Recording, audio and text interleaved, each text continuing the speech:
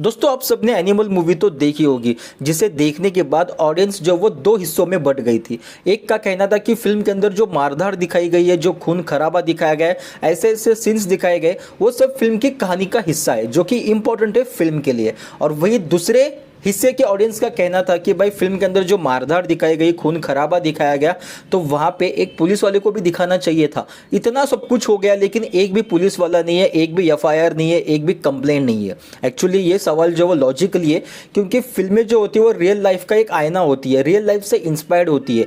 तो अगर real life में अगर ऐसा कुछ होता तो यहाँ पे पुलिस वाले तो आ ही जाते, पुलिस उसके साथ साथ इतना कुछ होने के बाद तो मिलिट्री भी आ जाएगी।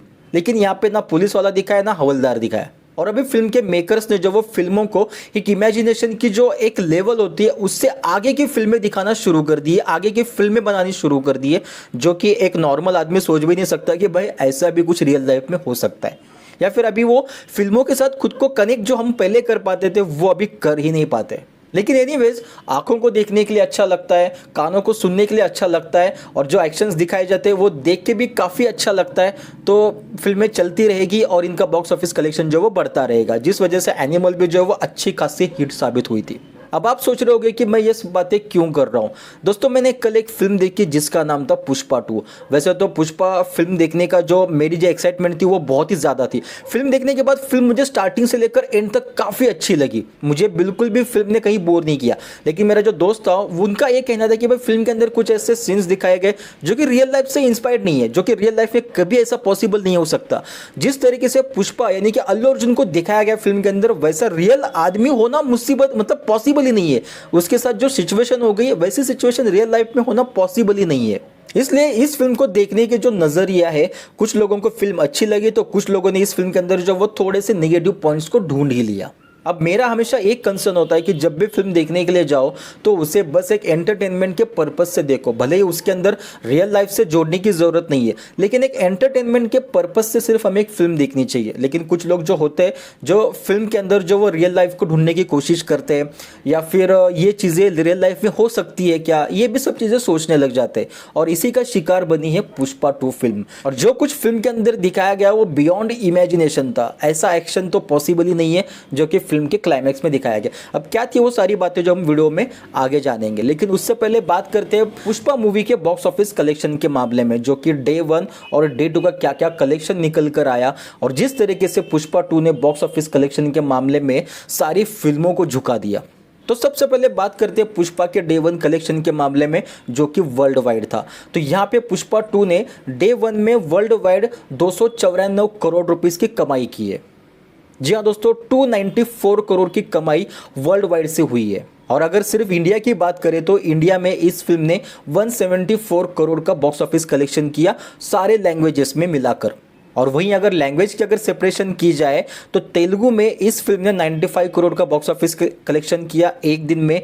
हिंदी में इस फिल्म ने जो वो 67 करोड़ का बॉक्स ऑफिस कलेक्शन किया, जो कि बहुत ही ज़्यादा ह्यूज है। इससे आप समझ सकते हैं कि नॉर्थ साइड जो वो साउथ की फिल्में कितनी ज़्यादा चलती है, कितना क्रेज़ है साउथ की फिल्मों का नॉर्थ साइड। और वही अगर तमिल में बात करें तो भाई 7 करोड़ जो वो इस बॉक्स ऑफिस कलेक्शन किया है।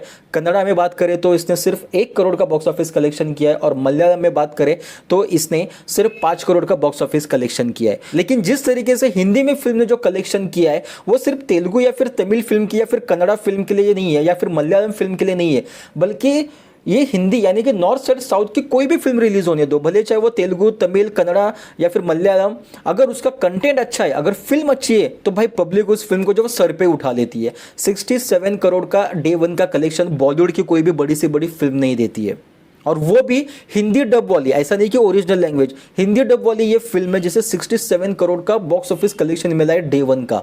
और पुष्पा ने जो अब तक जितनी भी फिल्में रिलीज हुई थी उनका सबका रिकॉर्ड तोड़ दिया। पिछली बार जब एस एस राजामौली सर की RRR मूवी जो रिलीज हुई थी उसने डे 1 वर्ल्ड वाइड में जो वो 223 करोड़ का कलेक्शन किया था, लेकिन यहाँ पे पुष्पा ने जो वो उससे भी आगे का 294 करोड़ का कलेक्शन किया। यानी कि पुष्पा भाव जो सच में झुकेगा नहीं साला। और अभी भी जो है वो फिल्म थिएटर्स में धमाल कर रही है। अगर अभी भी आप थिएटर में अगर इस मूवी की बुकिंग करने जाओगे तो आपको बुकिंग नहीं मिलेगी, बल्कि काफ़ी थिएटर्स जो वो यहाँ पे हाउसफुल चल रहे हैं। और जिस तरीके से बुकिंग चल रही है और सैटरडे संडे भी है, तो यहाँ पे इस मूवी का जो फर्स्ट वीक का जो कलेक्शन होगा वो 500 करोड़ से ज़्यादा होगा, मे बी शायद 600 करोड़ भी जा सकता है। और अगर इसके डे 2 की बात करें तो डे 2 में इस फिल्म ने ओवरऑल 400 करोड़ का कलेक्शन किया है, यानी कि दूसरे ही दिन फिल्म ने जो वो 400 करोड़ का कलेक्शन मार दिया है। तो आप सोचिए कि वीक का जो वो कलेक्शन क्या होगा। तो दोस्तों ये तो बात हो गई पुष्पा 2 के बॉक्स ऑफिस कलेक्शन की। अब बात करते हैं उस ऑडियंस के बारे में जो इस फिल्म के बारे में पॉजिटिव भी बता रहे और निगेटिव भी बता रहे। सबसे पहले बात करते हैं फिल्म के पॉजिटिविटी के बारे में, जिसमें मैं भी शामिल हूं। तो सबसे पहले मेरा हमेशा एक कहना है कि भाई जब भी कोई फिल्म देखने के लिए जाओ तो फिल्म को सिर्फ एक एंटरटेनमेंट के पर्पज से देखो। उसके अंदर जो कुछ एक्शन सीन्स दिखाए वो रियल लाइफ में हमें करने की ज़रूरत नहीं है। तो एक एंटरटेनमेंट के पर्पज से मैं जब फिल्म देखने के लिए गया तो मुझे फिल्म के अंदर काफ़ी अच्छे सीन्स लगे। जैसा कि अगर एक दो सीन्स देखे छोड़ देंगे, कुछ गाने हैं जिसके अंदर बहुत ही ज़्यादा कहा जा रहा है कि अभी वल्गैरिटी है, अगर उन गानों को छोड़ देंगे तो फिल्म के अंदर पुष्पा भाऊ का जिस तरीके से रोल दिखाया गया, जिस तरीके से उनका एक एटीट्यूड दिखाया गया, जिस तरीके से उनकी एक पावर दिखाई गई, जिस तरीके से फैमिली के लिए उनकी एक केयर, उनकी जो एक जिम्मेदारी दिखाई गई, वो तो मुझे देखने के बाद काफ़ी अच्छा लगा और मैंने खुद ने सीटियां और तालियां बजाई। फिल्म के अंदर कुछ ऐसे सीन्स हैं जो कि मुझे काफ़ी अच्छे लगे, जहाँ पे एक सीन है जहाँ पे उसकी वाइफ श्रीवल्ली पुष्पा से कहती है कि मुझे सीएम के साथ तुम्हारा एक फ़ोटो चाहिए, लेकिन जब वो सीएम के पास जाता है तो सीएम उसे फ़ोटो देने से मना कर देता है। तो वैसे में पुष्पा भाऊ अपनी बीवी की सिर्फ एक बात पे वो पूरा का पूरा सिस्टम बदल देता है, पूरी की पूरी सरकार गिरा देता है। यानी कि मतलब ये समझना थोड़ा मेरे लिए मुश्किल हो गया था कि भाई लाल चंदन में सच में इतना प्रॉफिट है कि 5,000 करोड़ का टर्नओवर ये बंदा अकेला कर रहा है। तो वो जो सीन था जहां पे वो सरकार बदल देता है भाई, वहां पे तो मैंने तालियां और सीटियां बजाई। उसके बाद एक सीन था जहां पे पुष्पा जो वो भंवर सिंह को सॉरी बोलने के लिए आता है। पहले तो वो सॉरी बोलकर चला जाता है, लेकिन बाद में कहता है कि ये सॉरी जो मैंने बोला है ये मेरे एटीट्यूड को मैच नहीं कर रहा है, मैंने नहीं बोलना चाहिए था। और जो वापस जो आता है और उसके वापस आने के बाद जो हंगामा करता है भाई, वो एक सीन मतलब सच में मतलब ऐसा लगा कि कमाल का सीन है। रियल लाइफ में नहीं कर पाएंगे बात अलग है, लेकिन भाई कमाल का सीन, तो जो भी देखने मिला वो कमाल का था। और तीसरा जो सीन था जहाँ पे भंवर सिंह को बेवकूफ़ बना के वो अपने लाल चंदन को जो वो किसी दूसरे रास्ते से निकाल लेता है, वो देखने में भी काफ़ी मज़ा आया कि भाई जहाँ पे भंवर सिंह को जो बेवकूफ़ बनाया गया वो भी, उस पर भी दोस्तों तालियां बजी। और बात करें सेकंड हाफ में जो फैमिली की जो इंपॉर्टेंस दिखाई गई है, जिस तरीके से वो अपने दूसरे भाई की बेटी को जिस तरीके से वो बचाता है, उसके लिए वो पूरी दुनिया मतलब उन लोगों से इस तरीके से लड़ता है, उनका इस तरीके से मार खाता है, तो मतलब वहाँ पे पता चलता है कि भाई इसको जो है फैमिली की कितनी इंपॉर्टेंस है। और जो लोग मतलब हस्बैंड वाइफ अगर फिल्म देखने के लिए जाएंगे तो एक बार तो ये ऐसे सीन्स देखने के बाद वाइफ जो वो हस्बैंड की तरफ जरूर देखेगी, देखो पुष्पा जो वो अपनी वाइफ का कितना ख्याल रखता है, आपने भी थोड़ा रखना चाहिए। तो ऐसे कुछ थोड़े बहुत जो सीन्स है वो देखने में काफ़ी मज़े आ रहे थे, अच्छा लग रहा था, उस पर सीटियाँ भी बज रही थी। अब बात करते हैं उन लोगों के बारे में जो इस फिल्म को जो वो थोड़ा सा निगेटिव समझ रहे, निगेटिव पॉइंट्स दे रहे, यानी कि एक वो कैटेगरी जो फिल्म को पसंद तो करती है लेकिन फिल्म के अंदर दिखाए गए सीन से वो सेटिस्फाइड नहीं है। जहाँ पे एक पॉइंट जो सिर्फ मेरा है वो मैं आपको जरूर बताऊंगा। तो सबसे पहले बात करते हैं कि ऑडियंस के बारे में। तो कुछ ऑडियंस कह रही है कि भाई फिल्म के अंदर जो सीन्स दिखाए गए, जो एक्शंस दिखाया गया वो रियल लाइफ में नहीं हो सकता। तो भाई यहाँ पे मैं एक चीज़ कहना चाहूँगा कि साउथ की फिल्म में जो वो फेमस ही उसके एक्शन सीक्वेंस के लिए, जहाँ पे वो मतलब भाई कैमरा वर्क भी तो है ना, कैमरा वर्क किस तरीके से दिखाया गया है। एक एक्शन सीन्स को दिखाना मतलब मुंह की बात नहीं है कि बस शूट किया खत्म हो गया, नहीं, उस पर कैमरा वर्क होता है। Camera work plus action scenes ये दोनों का कॉम्बिनेशन होता है और इसको फिल्म के अंदर बहुत ही बेहतरीन तरीके से दिखाया गया। लेकिन कुछ लोगों का कहना है कि फिल्म के क्लाइमैक्स में जो एक्शन दिखाया गया था वो एक्शन इतना कुछ खास समझ में नहीं आया, कि उसके पैर भी बांधे गए, हाथ भी बांधे गए और मतलब फिर भी बंदा जो वो इतने ज़बरदस्त तरीके से लड़ रहा है, मतलब पता नहीं कैसे किया गया। तो ये जो कुछ पॉइंट्स है लोगों को जो यहाँ पे थोड़े से खटक गए थे। और दूसरा एक पॉइंट आता है कि पुष्पा भाऊ जो वो अपने फैमिली के लिए इतना ज़्यादा मतलब केयर है, इतना ज़्यादा पॉजिटिव है, तो यहाँ पे वो श्रीवल्ली के साथ जो वो ऐसे एक डांस करते हुए गाने में नजर आता है। उसी के साथ साथ जो किस्से किस्से जो सॉन्ग है उसके अंदर भी पुष्पा भाऊ जो वो लड़की के साथ अपनी बीवी के सामने इतने क्लोज होकर डांस कर रहा है, तो वो कैसे श्रीवल्ली वहाँ पे एक्सेप्ट कर रही है। और दूसरी चीज़ आती है कि श्रीवल्ली का जो पहली बार जो कैरेक्टर था जो पुष्पा 1 में दिखाया गया था, वहां पे उसको बहुत ही भोली और सीधी सादी दिखाए गए थे, लेकिन सेकंड में तो वो मतलब थोड़ी ठरकी टाइप ही हो गई, जिस तरीके से डांस दिखाया गया।